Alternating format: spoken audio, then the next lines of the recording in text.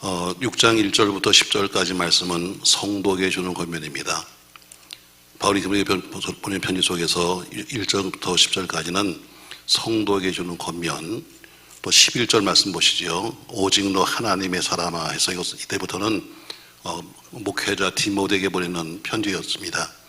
똑같은 편지지만 그런 내용이 달라요. 앞에서 1절부터 10절까지는 평신도에게 주신 말씀이라면, 성도에게 주신 말씀이라면, 뒤에 오직 너 하나님의 사람아 하는 것은 바로 디모데에게 그리고 목회자에게 주는 말씀이지요.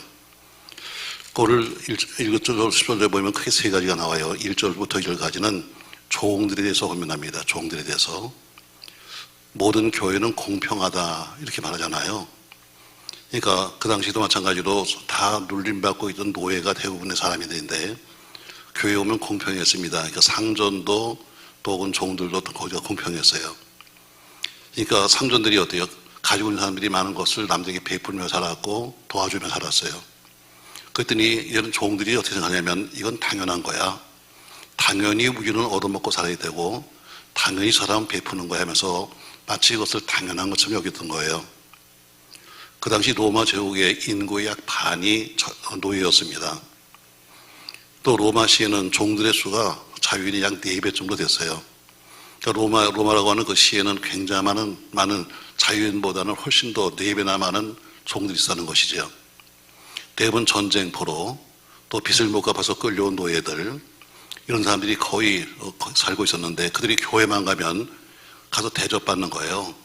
여러분, 이건 당신과 우리가 똑같은 사람이에요, 여기서는. 그러니까 교회만 가면 상전이든 종이든 똑같은 사람이 되고 나니까, 아하, 여기만 오면은 우리는 뭐 별거 아니다, 저것들. 우리는 당연히 얻어먹고 살아야 되고, 저 사람은 당연히 주는 거야. 이렇게 생각했던 거죠. 그러니까 그 당시에 결국에는 종들에서 뭐라고 말하냐면 이렇게 말하잖아요. 무릇 멍에 아래에 있는 종들은 자기 상전들을 범사에 마땅히 공경해야 한다. 비록 교회 속에서 우리가 다 똑같은 삶이라 할지라도 그래서 너희는 종이니까 당연히 받아먹으려고 하지 말고 마땅하게 생각하면 안 돼. 공경하는 마음이 있어야지. 이해되시죠, 여러분? 다시 말해요. 교회에 오면은 사장님이나 뭐 대리나 과장이 다 똑같잖아요. 때로는 오니까 사장님은 집사인데 어때요? 또 직원은 장로 될 수 있잖아요. 교회만 오면 별거 아니네, 여기까지 거. 이렇게 생각하지 말라는 거죠. 왜 교회 속에서는 전부 다 동등한 사람이지만 그러나 이 종들은 당연한 거 아니야. 그 사람들이 너희를 섬겨주고 너희를 도와주고 하는 것들은 당연한 것이 아니다. 그러니까 너희는 항상 그에게 어떻게 공경하는 마음으로 살아야 한다. 2절 말씀, 믿는 상전이 있는 자들은 그 상전을 형제라고 가볍게 여기지 말라. 또 하되 너 당신과 나는 똑같은 사람이야. 우린 다 똑같은 성도인데 뭐 이렇게 생각하지 말아라 얘기죠. 그래서 오늘 첫 번째는 종들에게 대면 권면합니다. 너희가 교회 속에 오면 다 똑같은 한 사람의 인격이지만 그러나 너희는 스스로 너희의 세상적인 직분을 너희가 스스로 알아야 돼 하면서 상전을 가볍게 여기지 말아라 이렇게 말씀하고 있습니다. 자, 이해가 되면 가끔 끄떡 합시다. 여러분, 처음부터 졸지 말고 그냥 따뜻하니까 그냥 벌써 잠이 오는 것 같은데. 자, 두 번째 보니까 3절부터 시작해서 5절까지는 이단에 관한 경계입니다. 성도들에게 이단 조심해야 한다. 자, 3절부터 5절 말씀 다시 보세요. 3절, 누구든지 다른 교훈을 하며 바른 말 곧 우리 주 예수 그리스도의 말씀과 경건에 관한 교훈을 따르지 아니하면 그는 교만하여 아무것도 알지 못하고 변론과 언쟁을 좋아하는 자니 이로써 투기와 분쟁과 비방과 악한 생각이 나며 마음이 부패해지고 진리를 잃어버려 경건을 이익의 방도로 생각하는 자들의 다툼이 일어나느니라. 그러나 자족하는 마음이 있으면 경건은 큰 이익이 된다 이렇게 말하면서 이단을 조심해야 한다 하는 이단 경계를 하고 있습니다. 자, 이단이 도대체 뭐냐? 본질적으로 본다면 고린도전서 11장 13절 말씀에는 이렇게 말해요. 이단이 뭐냐? 거짓 사도요 속이는 일꾼이다. 사도는 사도인데 거짓 사도요 속이는 일꾼이라고 고린도후서 11장에 말씀하고 있고요. 그들은 사도를 자세히 가장하는 자들이다. 가장하는 자. 또 광명의 천사라고도 부르죠. 마치 광명 천사처럼 부르지만 그러나 사실은 아니야 하면서 이단의 본질적인 특성이 뭐냐면 자꾸 속이는 거죠. 거짓 사도, 속이는 일꾼, 사도로 자칭하는 자, 광명의 천처로 가장한 자에서 가장하고 사는 사람이 이단의 본질이다. 이단의 외형적인 특성을 지금 말씀해요. 지금 본문에는 6장 3절에 보니까 외형적인 밖으로 보이는 그런 이단이 뭐냐, 밖으로 보이는 모습이 나오는 거예요. 자, 3절 누구든지 다른 교훈을 하며 바른 말 곧 우리 주 예수 그리스도의 말씀과 경건에 관한 교훈을 따르지 아니하면 그는 교만하여 아무것도 알지 못하고 변론과 언쟁을 좋아하는 자니 이로써 투기와 분쟁과 비방과 악한 생각이 나면 것처럼 4절에 보니까 자기 자랑을 일삼는 교만한 자들, 입만 열으면 자기 자랑을 하면서 나는 어떤 사람이고 난 뭐한 사람이고 내가 뭐 했고 내가 무슨 기적을 베풀고 하는 이런 사람들이 이단될 사람들이 많다. 또 4절에 보니까 알기 어려운 수상적인 이론의 창조, 알기 어려운 이상적인 이론을 펼면서 실생활보다는 변론에 집중한 사람, 삶은 살지 않으면서 이론적으로 그냥 이야기하는 사람들이 이단에 갈 가능성이 많다. 왜 밖으로 보인 특성이에요. 4절 말씀 보니까 그는 교만하여 아무것도 알지도 못하면서 변론과 언쟁을 좋아한다. 실장은 아는 것도 별로 없어. 근데 어디요? 그냥 들은 풍월이 많다 보니까 그냥 여기저기서 떠들고 다니는데 그런 실생활보다는 변론에 집중하고 산다. 또 3절 보면은 그들이 하고 있는 말은 실제가 아니라 사람의 칭찬과 박수에만 관심이 있다. 3절 말씀이에요. 4절 말씀, 그들은 교회의 덕을 세우는 것보다는 교회 화평을 깨고 분열과 분쟁을 삼는다고 4절에 말씀합니다. 더 무서운 것은 5절이에요. 마음이 부패해지고 진리를 잃어버려 경건을 이익의 방도, 다시 말해 종교를 상업화해서 돈벌이하고 이익의 도구로 삼는다는 거죠. 그게 5절 말씀이에요. 경건을 이익의 방도로 생각하는 자들. 다시 말해 신앙이 뭐냐, 종교를 갖다 하나의 장사꾼으로 생각하는 거예요. 이것이 바로 이단의 외형적인 특성이다. 그냥 자기 자랑만을 내세우는 사람들, 알기도 어려운 추상적인 이론을 펴가면서 실생활은 없는데 별로만 하는 사람들, 또 실제적으로 삶은 안 살면서도 남들이 칭찬과 박수를 좋아하는 사람들, 교회의 덕을 세우는 것보다는 교회 화평이나 분열과 분쟁을 일으키는 사람들, 마지막으로 종교를 상업하는 사람들이 바로 3절부터 5절까지 나오는 외형적인 특성이다, 이렇게 말씀합니다. 결국 이 외형적인 특성의 대표적인 것이 뭐냐, 아주 한마디로 말하면 그것이 뭐냐면 교만이죠. 교만. 핵심적인 오류는 교만입니다. 자, 그래서 말씀은 3절 보면 누구든지 다른 교훈을 하면 것처럼 교만한 사람들은 절대로 자기를 말씀에 비춰보지 않아요. 남은 여기 비춰보면서 자기는 비춰보지 않는 것이 이단의 특징이다, 이렇게 말하면서 핵심은 교만이다, 이렇게 말합니다. 그래서 오늘 첫 번째 말한 것이 성도들에게 너희는 너희 종들은 상전을 경홀이 되면 안 된다. 똑같은 교회 속에서 같은 성도라고 해서 막 보면 안 돼. 두 번째, 이단을 조심해야 한다. 그 세 번째 하는 말씀이 뭐냐면 이런 얘기죠. 8절, 우리가 먹을 것과 입을 것이 있은 줄 족한 줄로 알 것이라. 보낸 자들은 해서 오늘 10절에 보니까 돈을 사랑하기 위해서 돈 얘기입니다. 오늘 성도들에게 하는 이야기는 세 가지예요. 자, 디모데전서 6장 1절부터 10절에 보면 세 가지. 첫 번째, 성도들에게 주는 이야기입니다. 첫 번째, 너희는 종들은 종에게 주는 말씀이죠. 상전을 경홀히 여기면 안 된다. 상전을 경홀히 여기면 안 된다.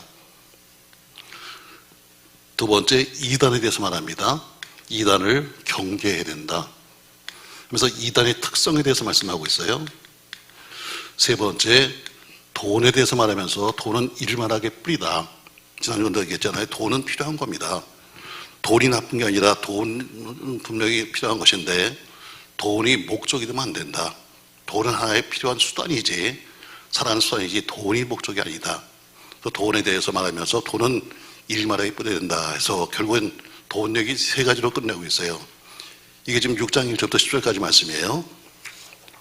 자, 다음에는 우리 11절부터 보겠습니다. 11절부터.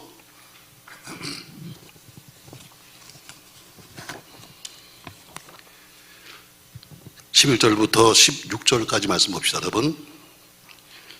자, 교도갑니다. 11절. 오직 하나님의 사람아, 이것들을 피하고 의와 경건과 믿음과 사랑과 인내와 온유를 따르며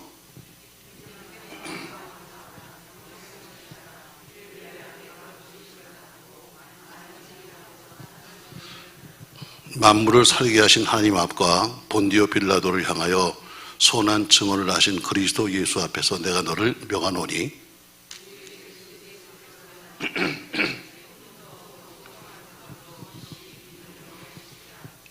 기약이 이르면 하나님이 그의 나타나심을 보이니 하나님이 복되시고 유일하신 주권자이시며 만왕의 왕이시며 만주의 주시요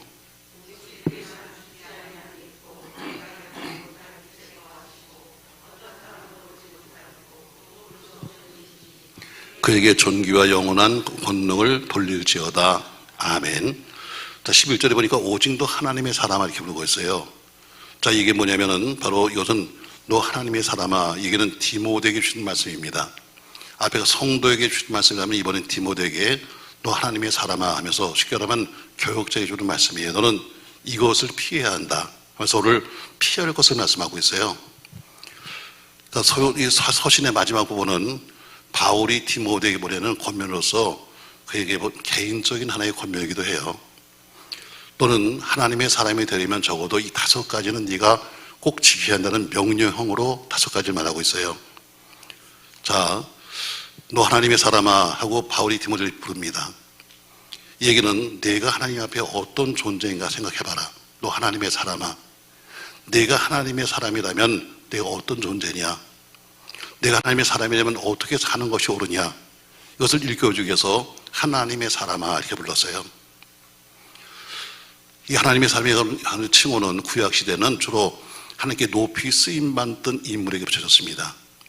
예를 들면 신명기 33장에 보면은 하나님의 사람 모세에서 모세를 부를 때 하나님 사람을 불렀어요. 여기서 8장 10절에 보니까 다윗을 부르면서 하나님의 사람 다윗 이렇게 불렀습니다. 또 엘리를 부를 때 하나님 사람 엘리가 와서 이렇게 해서 하나님이 크게 쓰임받는 사람들을 부를 때마다 앞에 하나님의 사람 이렇게 불렀어요. 그러니까 오늘 또 하나님의 사람아 얘기는 뭐예요? 내가 쓰임받는 하나님의 사람이라면 내가 지금 하나님 앞에 어떤 존재인지 내가 알아야 한다 하면서 오늘 이 얘기는 결국 성도이기도 하고 그 목회자이기도 한데 특별히 목회자에게 주신 말씀이죠.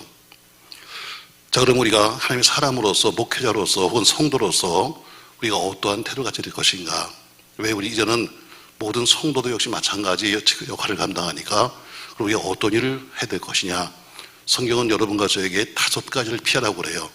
이건 명령형입니다. 자, 11절 말씀 보세요. 같이 한번 읽겠습니다. 오직 하나님의 사람아, 이것들을 뭐하고? 피하라 그러잖아요. 피하라. 너 이것들을 피하라 하면서 오늘 넌 이것을 피하라고 명령하고 있어요. 자, 뭘 명령하는가?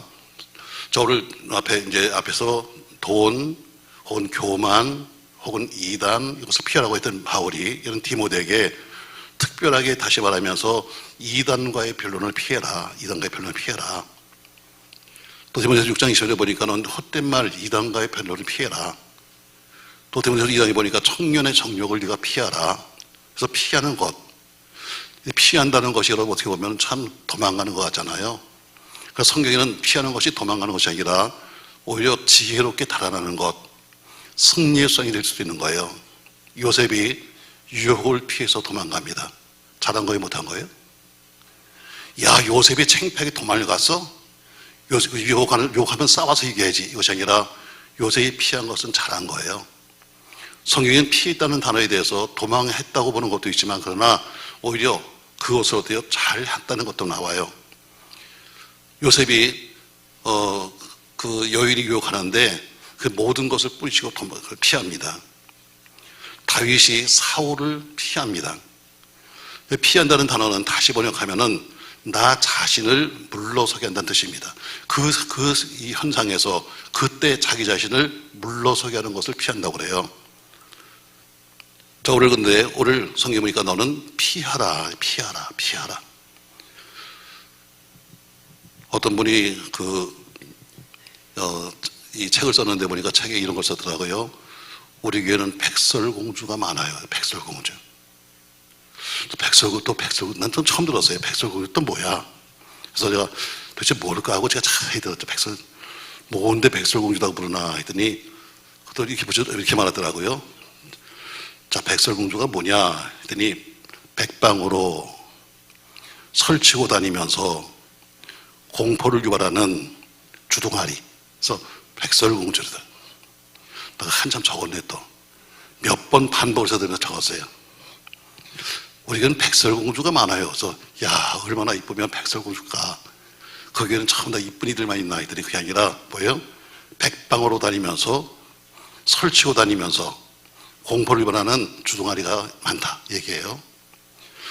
어떻게 보면 비방하는 얘기 같지만 그러나 어때요? 이런 사람 피하라는 거예요.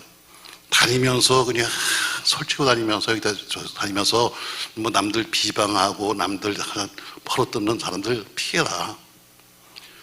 그래서 제일 먼저 말하는 게 너는 피해라. 네가 적어도 목회자라면 지금 너 하나님의 사람아 했어요. 쉽게 말하면 목회자기도 하고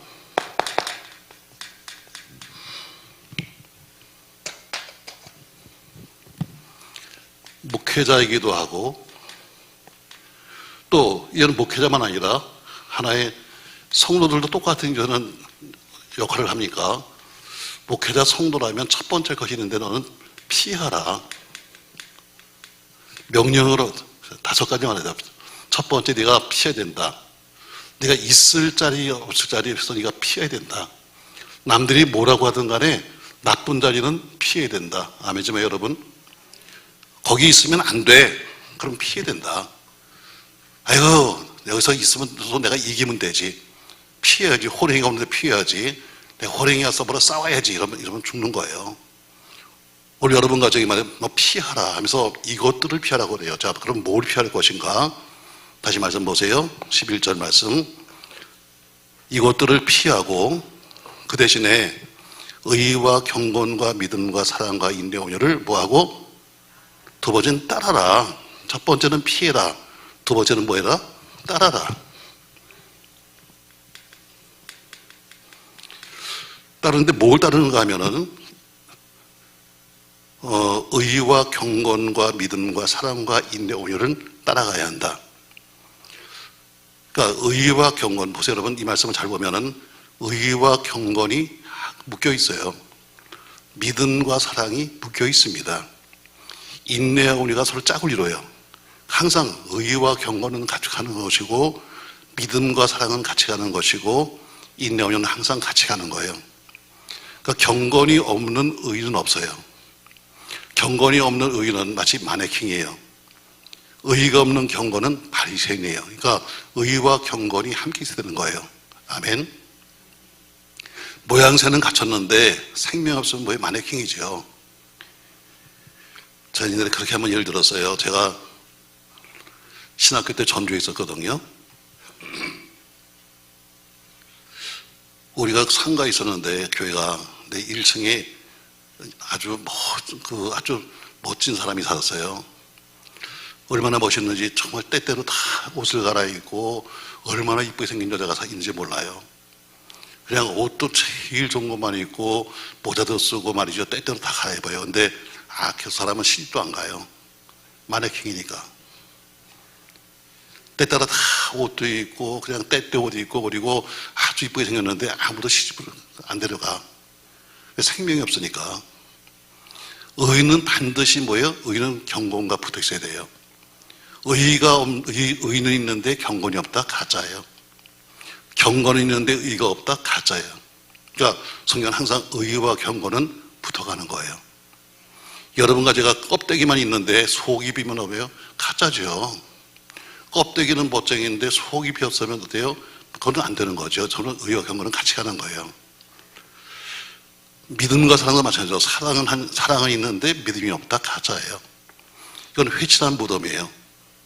또 믿음이 있는데 사랑이 없다? 이거 뭐예요? 이것도 안 되는 거죠. 그러니까 믿음과 사랑은 같이 가는 거예요. 또 인내와 온유가 서로 붙어 있어요. 인내가 없는 온유는 잠깐뿐이에요. 또 온유가 없는 인내도 얼마 가지 못해요. 그러니까 항상 오늘 어때요? 둘이 붙어 있어요. 의와 경건, 믿음과 사랑, 인내와 오유를 뭐해라? 따라가라. 자, 우리가 돈이나 교만이나 정욕은 피하지만 그러나 의와 경건과 믿음과 사랑과 인내와 온유는 뭐해라? 따라가라. 결국 이런 환경을 따라갈 때 우리가 승리되어 가는 거죠. 자, 우리를 피할 것은 뭐야? 피해야 한다. 따를 것은 따라가야 한다. 돈이나 정욕이나 이런 것들은 네가 버려야 한다. 피해야 한다. 그러나 우리를 의와 경건은 따라가야 돼. 사랑과 믿음은 따라가야 되는 거야. 오늘 그래서 본문에 보니까 이렇게 말하고 있잖아요. 또 인내와 온유는 따라가는 거야. 그래서 첫 번째 네가 하나님의 사람이라면 피할 것은 피해야 한다. 특별히 백설공주 꼭 피해요. 부처다니만 여러분 그럼 같이 나가는 거예요. 두 번째 꼭 따라갈 건 따라가야 한다. 세 번째 보니까 또 이렇게 말해요. 12절 말씀 보세요. 믿음의 선한 싸움을 뭐 해라? 세 번째는 싸워야 한다. 싸워야 한다. 세 번째 네가 싸워야 한다. 뭘 싸우냐? 믿음의 선한 싸움은 네가 싸워야 한다. 피하지 말아라. 싸운다는 것은 뭐예요? 이거 뭐 지금 우리가 말하는 것처럼 뭐 두르고 패고 뭐 이런 것이 아니라 상을 얻기 위해서 경쟁하는 거예요. 이게 싸우는 거예요. 특별히 하나님의 선한 싸움이 싸워야 될 것은 뭐예요? 영적 싸움, 선한 싸움은 싸워야 되는 거지 피해서 되는 것이 아니다. 바울이 디모데에게 말하기를 네가 부름받은 이유가 뭔지 알아? 너는 선한 싸움을 싸우기 위해서 부름받은 거야. 목회자는 선한 싸움을 싸우기 위해서 부름받은 거지 피하기 위해서 부름받은 사람이 아닙니다.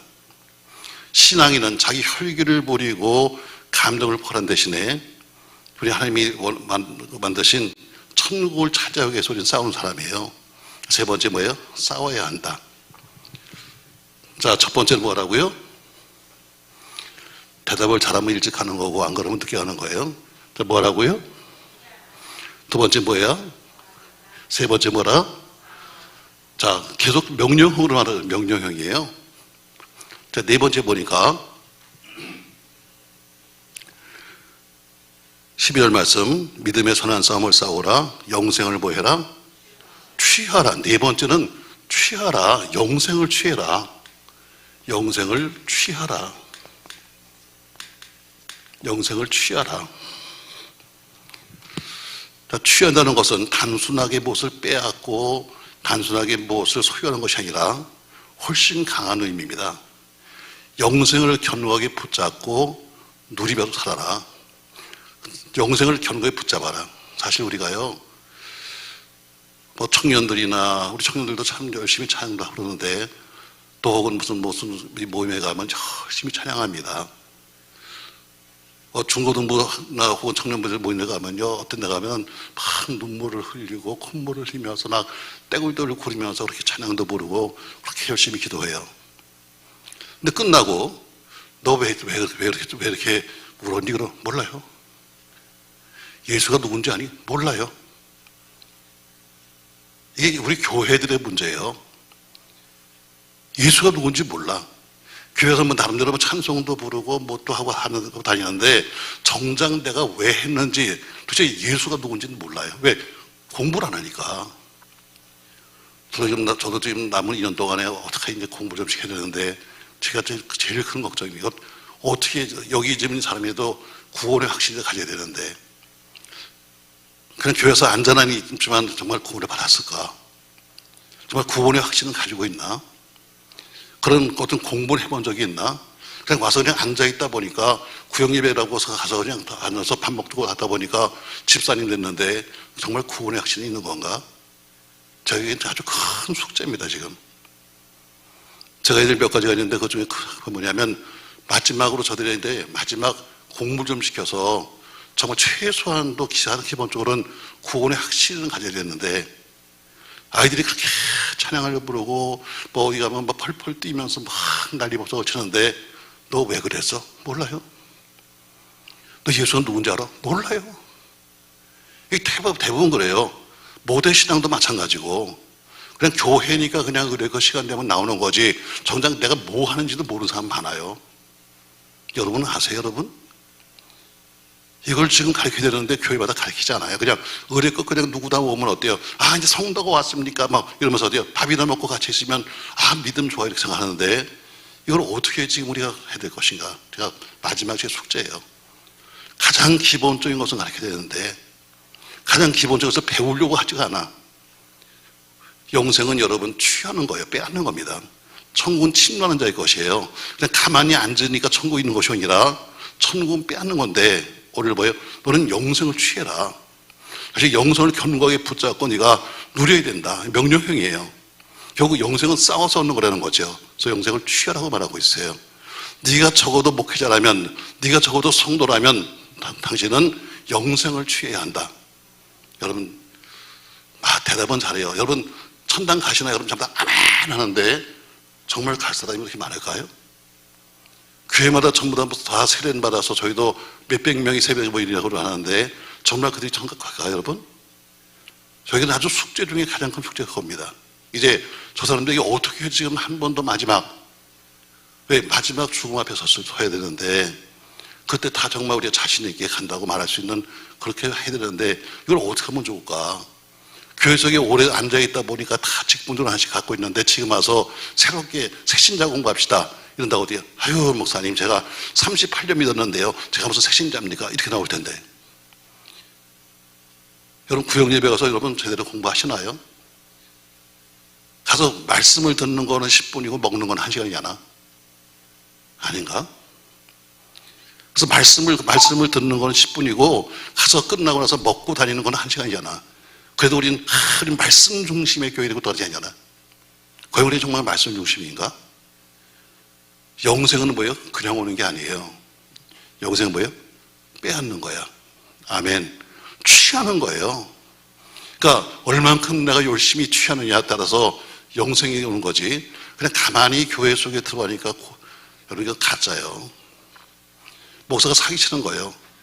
오늘 처음 교회 왔는데 천국 백성이 되었으니까 사기예요, 여러분 사기. 교회에 들어갔다고 여러분 천국 백성이 되는 게 아니잖아요. 정말 그들이 어디 신앙 고백도 해야 되고 올바른 신앙을 내세워야 되는데 신앙이 뭔지도 몰라 그냥 아서 앉아 있는 거예요. 여러분은 알겠지. 좋은 사람 빼놓고. 오늘 바울이 디모데에게 편지해서 이건 개인적으로 하는 얘기예요. 이건 성도들에게 공개적으로 한 얘기고 이건 개인적으로 한 얘기입니다. 하나님의 삼아 하면서 어때요? 네가 진짜 목회자라면 네가 진짜 성도라면 너는 피할 것은 피해야 돼. 돈 문제 피해야 되고 정력 문제 피해야 되고 명예 문제 피해야 되고 그래서 피할 것은 피해야 된다. 피하는 거 창피한 거 아니야. 피해야 돼. 두 번째 따를 것은 따라야 돼. 그래서 말씀하죠. 그래서 싸워야 돼. 영적 전쟁은 싸우는 겁니다. 가만히 있어야 되는 것이 아니라 싸워야 되는 거예요. 그리고 결국엔 취하는 겁니다. 싸워서 이긴 자가 취하는 거죠. 싸워서 이기면 전리품이 오는 것처럼 영적으로 싸워서 이긴 자에게는 뭐예요? 취하는 것이 영생이에요. 그러니까 취하라. 단순히 그냥 빼앗는다. 단순히 뭔가 잘 된다가 아니라 영생을 견고하게 붙잡고 누리는 거 사는 것을 취한다고 그래요. 자, 좀 더 내려갑시다, 여러분. 6장 14절. 같이 한번 있습니다. 우리 주 예수 그리스도께서 나타나실 때까지 흠도 없고 책망받을 것이 없이 이 명령을 뭐해라? 지켜라. 다섯 번째, 이 모든 명령, 이 모든 것을 지켜라. 모든 명령을 지켜라. 모든 명령을 지켜라. 자, 이 명령이 뭐냐면 앞에서 지금 말하고 있는 첫 번째, 두 번째, 세 번째, 네 번째 이거 다 해서 이 모든 명령을 지켜야 한다. 한 사람은 신앙의 어떤 열정이나 은혜 한순간 갖고 되지 않습니다. 주님이 오시는 그때까지 계속해서 그 열심, 그 순수함이 계속돼야 돼요. 한 번 무슨 뜨겁게 불받았다고 그런 것이 아니라 오시는 그때까지 우리는 계속 그 열심 똑같아야 되고 그 순수함 똑같아야 돼요. 자, 우리는 어때요? 처음엔 잘해요. 우리 목사들도 마찬가지로 처음엔 신학생 때 잘합니다. 근데 신학교 나와서 목회 시작하면요, 그다음부터 어떻게 점점 이상해져요. 저도 마찬가지겠죠. 여러분 무당 아시죠? 무당. 아, 전혀 무당도 모르는구나. 무당이 점치잖아요. 그 사람이 점이 매일 나오는지 아세요, 여러분? 무당도 영빨이 떨어지면 점이 안 나와요. 영빨이 있어야 좀 점이 나오는 거지, 영빨이 없으면 점이 안 나온다. 그럼 무당이 어떻게 해야 돼요? 산에 가요. 산에 가서 어때요? 산에 가서 살기도 해요, 무당도. 왜? 영빨을 세워달라고. 근데 우리 목사는 산기도 같은 거 안 해요. 콘도 가서 놀려고 그러지. 목사님 모여서 기도하나요, 여러분? 아니에요. 자, 이상하죠, 여러분? 자, 무당도 영빨이 없으면 산기도 간다. 산에 가서 어때요? 돼지머리 놓고 가서 이래가지고 가서 영빨 세워갖고 와. 목사는 어때요? 영빨이 없으면 어때요? 놀러 간다. 쉬러 간다. 여행 간다. 이제 여러분 뭐 이상한 거 아니에요, 여러분? 똑같아요. 목사도 영빨이 없으면 어때요? 기도하러 가야지. 산에 가야지. 근데 어때요? 아니, 그거 안 해. 그러면서도 매일 앉아갖고 어때요? 똑같은 이야기만 반복하는 거예요. 여러분, 무당도 영빨이 없으면 점이 안 나와. 목사도 마찬가지로 영빨이 없으면 어때요? 제대로 못해. 설교로 앵무새같이 말씀은 할 수 있지만 어때요? 아무런 능력이 안 나타나. 그러니까 어쩔 수 없는 거예요. 왜? 그 세계나 그 세계나 여러분, 물론 다른 세계지만 그러나 어때요? 똑같은 거예요. 영의 세계는. 명령을 지켜라. 왜? 스스로 자기 자신이 지키지 않으면 못하는 거예요. 우리 목사님도 마찬가지예요. 그냥 와서 신학교 나왔으니까 옛날에 배웠던 거 우리가 먹으면서 평생 사는 거 그거 갖고 안 돼요. 여러분 스스로가 영빨을 지키려면 어때요? 스스로 기도해야 돼. 그것밖에 길이 없어요, 여러분. 자기 스스로가 말씀을 공부하고 자기 스스로가 어때요? 기도하지 않으면 남이 해주지 않아. 저절로 영빨이 생기는 게 아니에요, 여러분. 근데 저도 뭐 똑같은 사람이겠지만 어때요? 기도하는 목사를 보기가 힘들잖아. 여러분 많이 보셨어요? 요새는 기도원 가도 목사가 없어요. 다 교인들은 와서 이런데 목사는요 정말 갈 데 없는 목사만 와서 앉아있지 없어요. 다 콘도 가서 쉬시고 계시고 해외 가서 선교 갔다 오고 앉아있고 정작 있어야 될 때는 없는 거예요. 이게 우리들의 문제예요. 과거에 여러분도 맞아요. 여러분들이 어려우면 어때요? 요새 기도합니까, 여러분? 아니에요. 어디 다른 방법을 찾으려고 하지. 주로 병원에 찾아가든가 상담을 찾아가든가 기도해야 되는데 기도하지 않잖아요. 결국은 이 모든 명령을 지킬 수 있는 방법이 없는 거예요. 명령을 지키려면 어때요? 열정이 옛날 지금 똑같아야 돼요. 30년 전에 그 열정이 지금도 있어야 돼. 눈 좀 떠봐. 괜히 못하는 척하지 말고. 그럼 나중에 딴 얘기하려고. 옛날에 했던, 그러니까 저도 그래요. 제가 제일 부러운 게 뭐냐면 정말 신학교 들어서 첫 번째 부흥했던 그 은혜를 받고 싶어요. 부흥에 대해서 첫 번째 첫 시간에 들어가서 부흥회 때 가서 앉아서 저 은혜를 받겠다고 했던 그 모습이 좀 더 그리워요. 이제 그런 모습이 저도 잊어버렸어요. 이제 앉아서 어때요? 앉아서 어때? 적으면서 에휴 또 그 얘기하는구나. 저건 또 어디서 나온 얘기지? 가서 울고 먹을 생각하면서 열심히 적긴 하는데 가서 울고 먹으려고 생각만 하지 정작 옛날처럼 은혜 받을 생각 별로 안 해. 그러니까 어때요? 절대 영빨이 없는 거지. 그냥 앵무새 모양 갖고 있는 자기 실력대로 남대로 실력을 자랑할지언정 영의 세계는 모르는 거죠. 오늘 바울은 말합니다. 네가 적어도 이 5가지는 해야 돼. 첫 번째, 네가 반드시 피해야 할 것은 피해야 한다. 아멘 하고 갑시다. 피할 것은 피하세요. 여기가 좋사오니 하고 죽는 자리에 앉아있지 말고 피할 것은 피하셔야 돼요. 오늘 뭘 피할지는 나와 있잖아요. 자, 6장 10절에 보니까 이것들은 피하고 해서 이것들이 뭐예요? 앞에서 말한 거예요, 이거요. 이런 것들은 피해야 돼. 바로 이런 이단 문제, 돈 문제, 이런 유혹의 문제는 다 피해야 돼. 두 번째, 넌 떠나야 된다. 떠나야 돼. 그래서 오늘 성경에 보면 가장 중요한 단어는 다 동사 속에 있어요. 오늘 지금 읽어보면 쭉 동사가 딱 5개 나와요. 첫 번째, 피해야 된다. 두 번째는 따라가야 한다. 세 번째는 취해야 한다. 그리고 네 번째, 지켜야 한다. 마지막으로 어때요? 이 모든 명령을 다 지켜야 한다면서 5가지를 말씀하고 있어요. 왜냐하면 이 5가지를 해야지만 가장 기본적으로 바울이 마지막 편지 속에서 이야기해요. 네가 이것은 꼭 해야 돼. 그래서 일부러 붙이기를 또 하나님의 사람아, 하나님의 사람아. 여러분, 우리도 마찬가지로 우리 모두가 하나님의 사람이라면 이 5가지는 꼭 하셔야 합니다.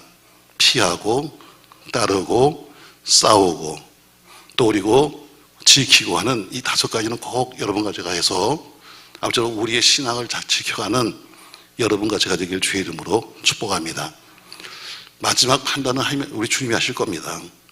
그러나 그래도 우리 주님 말씀처럼 너 하나님의 사람아 부른 것처럼 그건 아주 심각한 얘기입니다. 여러분, 성경에는 아무나 부르지 않았어요. 하나님의 사람 부를 때마다 항상 다윗, 모세 혹은 선지자에서 아주 귀하게 쓰임받는 사람들에게 붙였던 것이 하나님의 사람이에요. 그만큼 우리가 귀한 사람들이에요. 그렇다면 적어도 너는 이것만큼은 지켜야 돼 하면서 오늘 바울이 항상 뒤로 가면 갈수록 여러분 마지막 유언적인 얘기잖아요. 오늘 그분 마지막에 주신 말씀 속에서 우리 5가지를 꼭 부탁하고 있습니다. 아무쪼록 여러분과 제가 피할 것은 피하고 따를 것은 따르고 싸울 것은 싸우며 또 취할 것은 취하되 영생을 취하라 했으니 영생 꼭 붙잡으십시오. 그건 여러분 그냥 쉽게 이렇게 놓을 수 있는 것도 아니고 가만히 있는다고 해서 되는 것도 아닙니다. 취하셔야 합니다. 빼앗아야 되는 거예요. 이건 침노해야 되는 겁니다. 그리고 이 모든 명령을 지켜라 했는데 명령 잘 지켜서 하나님의 사람답게 살아갈 수 있는 여러분과 제가 되시기를 주의 이름으로 축복합니다. 고마우신 아버지를 감사합니다. 디모데전서 6장을 통해서 성도에게 하신 말씀 또 이어서 우리 하나님의 사람아 부르면서 오늘 심각하게 우리 이름을 부르시는 하나님 우리 바울의 목소리처럼 우리도 피할 것은 피하게 하시고 따를 것은 따르게 하시며 선한 싸움은 싸우게 하시고 영생은 취하게 하시되 이 모든 명령을 지킬 수 있도록 축복하여 주시옵소서. 예수님의 이름으로 기도합니다. 아멘.